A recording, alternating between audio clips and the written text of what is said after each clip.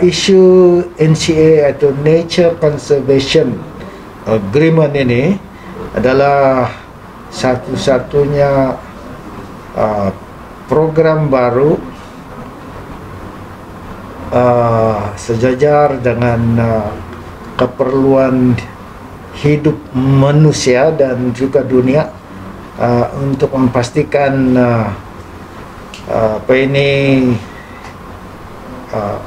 perubahan iklim ini dapat kita tangani.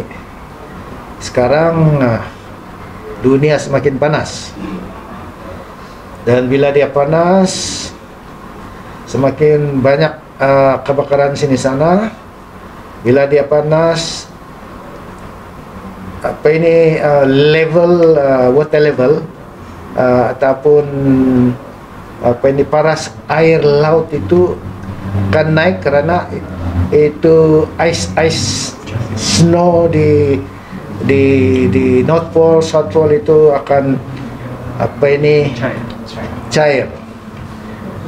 Jadi bila paras air laut naik juga, adalah pulau-pulau dan tempat-tempat yang akan tenggelam. Dan ini menunjukkan satu fenomena yang luar biasa, seperti mana yang kita alami. Hujan luar biasa, banjir luar biasa, dan bencana luar biasa sini sana. Maka itu satu daripada ubatnya ialah kita memelihara alam semula jadi kita, hutan kita.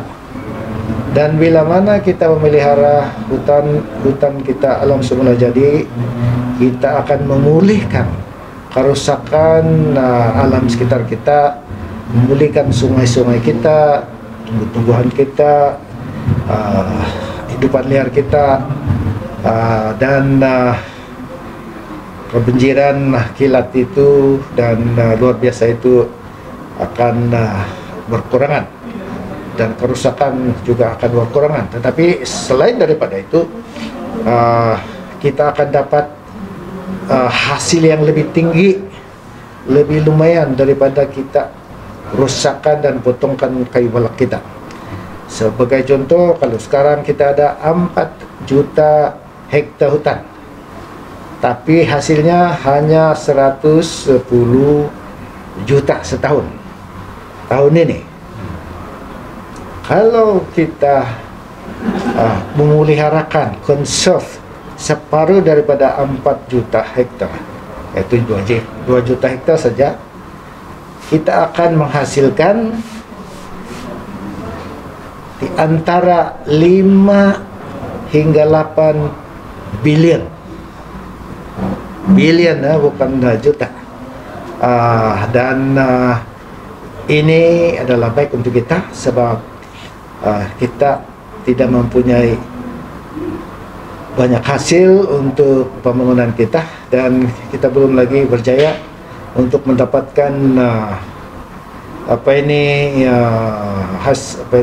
hak keuangan kita daripada kerajaan pusat. Jadi inilah ada satu-satunya jalan kita untuk meningkatkan kapasiti keuangan kita, supaya bila kita ada financial capacity, kita juga development capacity kita akan meningkat. Dan dalam masa yang sama, kita akan memeliharakan hutan dan alam semula jadi kita. Kita tidak akan kehilangan apa-apa. Kita tidak menjualkan tanah, tetapi menggunakan teknologi macam menjual angin yang tidak nampak nih, menggunakan sains, ya. Dan ini seharusnya disokong oleh semua pihak. Kerajaan negeri melalui kabinet mengindoskan 100% program ini, dan kita minta supaya kawan-kawan NGO di luar sana ini menyokong, sebab kita akan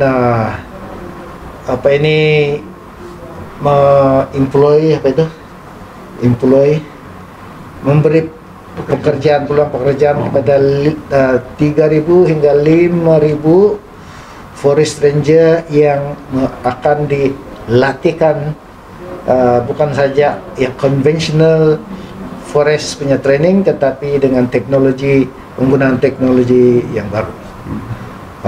Jadi kalau kita boleh buat itu, kita akan juga menarik pelaburan asing. Dan saya sudah ada bayangan tawaran-tawaran offer untuk pelaburan asing ini berbilion-bilion. Saya tidak mau sebutkan sekarang, tetapi kalau semua berjaya, kerajaan negeri boleh meningkatkan GDP per kapita, yaitu pendapatan per kapita rakyat kita. Sekarang ini pendapatan per kapita di Sabah hanyalah 6.000 US dollar. Kalau dibandingkan dengan national average 12.000 USD, kita hanya halfway ya. Dan kalau ini berjaya dalam 3 tahun ini, mungkin kita boleh sampai ke situ, yaitu double up kita punya GDP per kapita. Dan dengan ini kita boleh bantu rakyat kita dengan rumah-rumah miskin seperti yang kita lihat tadi, yang terbakar. Berilah semua rumah-rumah kepada mereka yang tidak mempunyai rumah. Jalan-jalan kampung, turaplah semua jalan kampung supaya mereka boleh selisah. Semua jalan-jalan pergi kebun supaya pengeluaran hasil mereka akan lebih baik, dan mereka lebih selesa untuk mengusahakan tanah-tanah pertanian mereka. Apa reaksi kabinet itu kemarin? Selepas Dato' bentangkan dengan kabinet, apa reaksi kabinet Sabah? Oh, memang dia orang excited dan dia orang sokong. Dia orang semua sokong. Sebab ini adalah untuk kebaikan. Dari mana lagi kita akan dapat hasil? Sampai 58 tahun kita tidak dapat tuntut kita punya hak keuangan, walaupun ada di sana dalam perlembagaan. Kalau kita mau cari sumber-sumber yang lain, mau hutang sini kah, hutang daripada federal, kita akan bayar, dan itu pun kita akan bergantung kepada orang lain. Jadi kita kena cari satu asas, di mana asas itu adalah di bawah kuasa kita. Tanah adalah kuasa kita, hutan kuasa kita. Jadi disitulah kita perlu cari jalan bagaimana kita boleh menghasilkan keuangan kita, sumber keuangan yang baru, supaya kita tidak perlu tunggu 50 tahun, 8 tahun lagi untuk membangun. Jadi sekarang lah, kita kena mulai sekarang. Jadi berarti ini tahun, ini bulan kita kena mulai. Every minute, every hour, every day kita kehilangan hasil.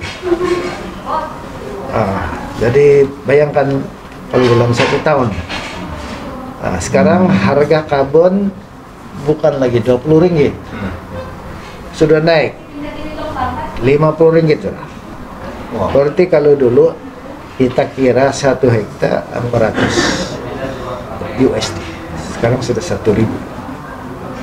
1 hektar. Ya.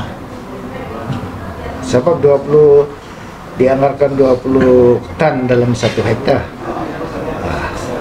Sekarang 50 USD satu tan. 50 USD kalau darab 20 tan, bukan 1.000 kah? 1.000 kan? Ya. Jadi saya harap kritik-kritik di luar sana, kamu boleh cari jalan ke yang lebih baik daripada ini, dan tanpa kerugian apa-apa. Kalau tidak, masuklah. Terima kasih.